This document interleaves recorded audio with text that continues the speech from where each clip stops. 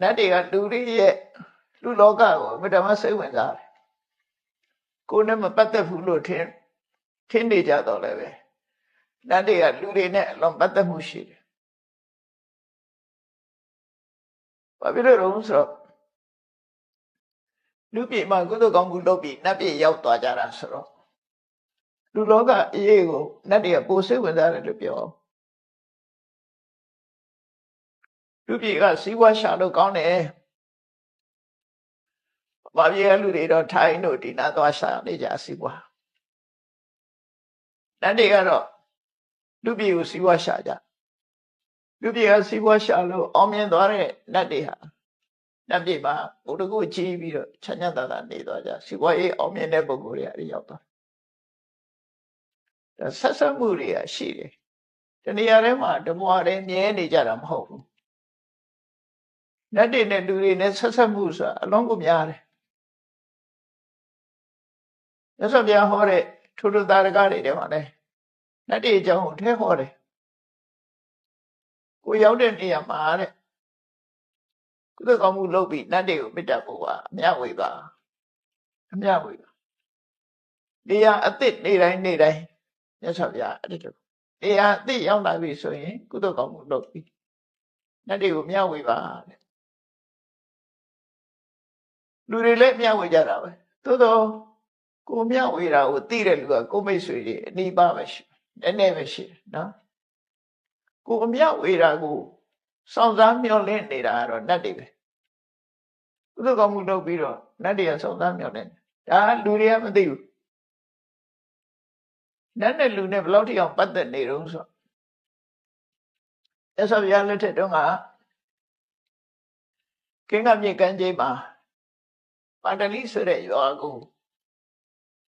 မြို့ပြတီထောင်တဲ့မြို့ပြတီထောင်မှုမြေခွက်တွေချတဲ့အချိန်မှာအဲ့ဒီမြေခွက်တွေနေရာတွေရိုက်ပြီးဆိုကြတဲ့နတ်တွေကနေရာဥကုန်ပြီးတယ်နတ်တွေကရင်လာပြီးနေရာဥတယ်တဲ့အဲ့လူတွေမသိဘူးဘယ်သူကသိတော့ဆိုမြတ်စွာဘုရားဒေဝစကုနဲ့ကြီးတဲ့အခါသိတာကောင်းမေးဆိုတဲ့နေရာကိုတကူကြီးတဲ့နတ်ကယူထားတယ်သူစင်တန်းနဲ့သူပဲအဲ့တကူကြီးဆုံးနတ်ရှူတဲ့နေရာကိုမြို့ပြပလန်ချတဲ့ပုဂ္ဂိုလ်တွေကဘုရင်နန်းတော်အဖြစ်ဆောက်ဖို့စိတ်ဝင်စားတယ်အဲ့ဒီစိတ်ဝင်စားတဲ့နေရာသည်နတ်တွေကတကူကြီးဆုံးနတ်ကယူထားတဲ့နေရာပဲဖြစ်တယ်အဲ့တော့တကူကြီးဆုံးပုဂ္ဂိုလ်နေရာကိုတကူကြီးဆုံးနတ်ကနေသူ့စင်နဲ့သူနေကြတယ်ဆိုတဲ့အဲ့ဒါပါတလိဆိုတဲ့ရွာကြီးကိုမြို့တီတုန်းကမြတ်စွာဘုရားကလောကကြီးကိုကြည့်လိုက်တဲ့အခါဒေဝစကုထဲမှာဟာပါတလိမြို့ကလည်းလူတွေကအကွက်ရိုက်တယ်လို့ထင်တာနတ်တွေကလည်းနေရာတွေယူထားလိုက်ကြတာပါလားကြည့်လိုက်တော့တကိုးကြီးတဲ့နတ်တွေနေရာယူတဲ့နေရာပင်းဆိုရစာနေရာသူတဲ့အဆင့်တစ်ဆင့်နှိမ့်သွားရင်မူကြီးမရအဲ့တဲ့တစ်ဆင့်နှိမ့်သွားရင်တထေးကျွဲအဲ့တဲ့တစ်ဆင့်နှိမ့်သွားတယ်ကျတော့တမန်ရက်ကွက်တွေဖြစ်တာသူအဆင့်လိုက်လူတွေရဲ့အဆင့်လိုက်နတ်ကလည်းပေါင်းတဲ့ဆက်ဒါတော့မှန်တာပဲတထေးရက်ကွက်ဆိုတထေးတွေကြီးပဲနေကြတာလေသူဆင်းလိုက်သူနေကြတယ်ဆိုတာတော့ဝါကြပါဝါကြဆန္ဒပြီးဆင်းမြင့်တဲ့လူတွေနေရဘုံကရှိတဲ့လူတွေနေရနတ်တွေကလည်းဘုံကရှိတဲ့နတ်တွေနေကြခေတ္တရန်ကုန်မြို့ကတင်းချိုင်းနေတဲ့မှာအိမ်နေဆောက်တာကြတော့ဘယ်သူတွေနေကြတယ်တော့မသိဘူးနော်တင်းချိုင်းတွေကတော်တော်များများလူနေရဌာနတွေဖြစ်ကုန်တကူကြီးတဲ့နတ်ရောက်လို့ရှိရင်တော့တကူမကြီးတဲ့နတ်တွေကအလိုလိုဘေးခွာသွားကြရတာဒါတော့ဘာပဲလူမမဟုတ်ဘူးတိရစ္ဆာန်လောကလည်းဒီတိုင်းပဲတိရစ္ဆာန်လောကလည်းဒီတိုင်းပဲတကူကြီးတဲ့နတ်ရောက်လာရင်တော့ခုနကအဆိုးသွမ်းတွေအပေးရောက်သွားတာမမရတခုပြောမယ်ဆိုရင်စကိုင်းမှာဘုန်းကြီးတို့ကြောင်းတောင်းလေးတနေရာကအဲ့ဒီကသွားရင်ကျက်သိမ်းထားတယ်ဘာကြောင့်လို့မသိ အားလုံးကလည်းဉာဏ်လေးဆိုသွားရကြတယ်အဲ့ဒီရောက်တိုင်းစိတ်ကတစ်မျိုးဖြစ်တယ်အဲ့ဒီနေရာကိုဘောဓိပင်နဲ့ဆိုင်လိုက်ရောအကျသိန်းထားတာလေးလည်းပျောက်သွားတယ်တော့နေဝီယောဂီလည်းခုနအဲ့ဒီနေရာရောက်လို့စိတ်ထဲမသားမရမကြည့်မလဲဆိုတာလည်းမဖြစ်တော့ဒါတကယ်ပဲမြင်တော့မမြင်အောင်မြင်တော့မမြင်အောင်ဘာမှမမြင်အောင်ဒါပေမဲ့လို့ပြောင်းလဲမှုတွေရှိတယ်စိတ်ခံစားမှုမှာပြောင်းလဲမှုတွေရှိသွားတယ်အဲ့တော့စဉ်းစားပြီးတော့ကြည့်ရတာတော့မြတ်စွာဘုရားရဲ့ဘောဓိပင်စိုက်လိုက်တဲ့အခါမှာဘောဓိပင်ဆောင်းတဲ့တကိုးကြီးတဲ့နတ်ရောက်လာပုံရတယ်ရလာတဲ့အခါအဆိုးအသွမ်းတွေကပေးဖယ်သွားကြမရှိတော့အဖို့စိတ်ကြည့်တယ်အဲ့တော့တင်းနေနေမှာလည်းမျိုးပြတီထောင်လိုက်လို့တကိုးကြီးတဲ့ပုဂ္ဂိုလ်တွေရောက်လာလို့ရှိရင်တော့ခုနကိုမရှိတဲ့ဆိုးကန်းတဲ့နတ်တွေပါတွေကပေးရောက်သွားဖြစ်ဒီလိုလည်းဖြစ်နိုင်ပါဖြစ်နိုင်တော့မြတ်စွာဘုရားကိုယ်တိုင်ကတတိပုတ်မျိုးကြီးတည်တဲ့အခါမှာနတ်တွေနဲ့များတိုင်ပင်ပြီးတည်ထားသလားလို့ထင်ရလောက်အောင်ရုပ်ွက်ရာွက်တွေချထားပုံမှာလူတွေနေရာဥရမဟုတ်ဘဲနဲ့နတ်တွေကပါနေရာဥနေတာကိုမြတ်စွာဘုရားမြင်ရပြင်တို့ရှမ်းနန္ဒာကိုမိတ်တယ်